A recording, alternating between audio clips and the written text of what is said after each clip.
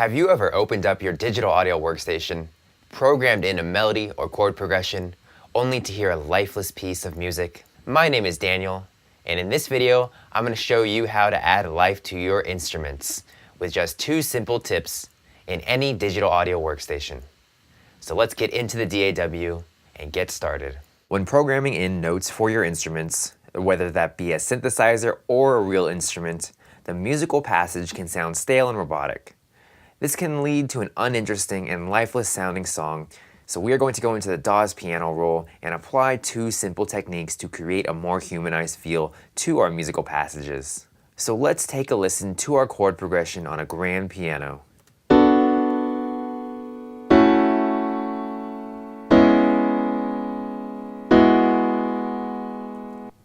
As you can hear, it sounds very robotic.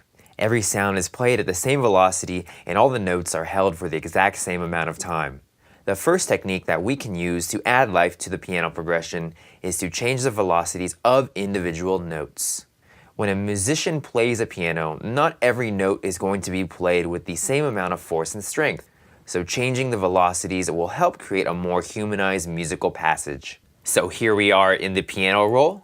Every DAW is going to have a piano roll and velocities that you can change. In the DAW Ableton, the velocities are going to be down at the bottom of your piano roll. So let's go ahead into each note and change around the velocities to give a more humanized feel. So let's take a listen to the chord without the velocity changes first.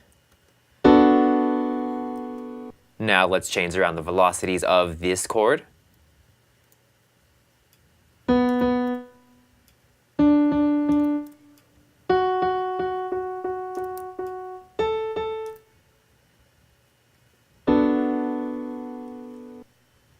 So definitely a lot less robotic here. And then follow this process for the rest of your notes in your progression. So I've gone ahead and changed all the velocities of the individual notes of the rest of the progression, and now let's have a listen to what it sounds like with these changes.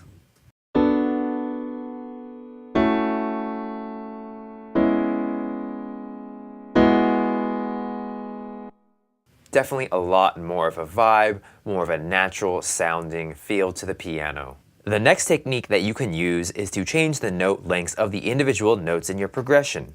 So once again, think about a musician playing the piano. When the musician moves his hand to play another chord, he or she won't always release their fingers on the individual notes at the same time. So creating different note lengths will add another human element to the progression. Once again, think about a musician playing the piano. When the musician moves his hands to play another chord, he or she won't play all the notes at the exact same time. Also, the musician won't always release his fingers on the individual notes at the same time. So creating different note lengths will add another human element. So let's go ahead and change the start and end times of our individual notes.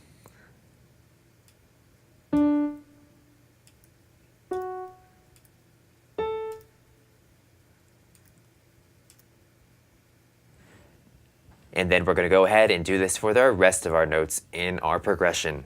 As you can see, we have changed the release and start time of all the individual notes. So now let's have a listen to both techniques and what they sound like with the progression.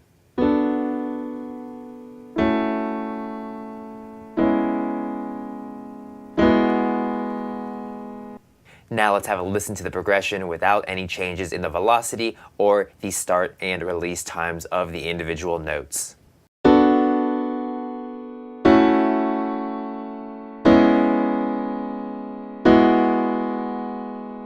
As you can hear, there's a lot more movement, humanization, and emotion in the MIDI clip that we manipulated. These techniques work for all your instruments and not just the piano. So experiment, be creative, and have fun.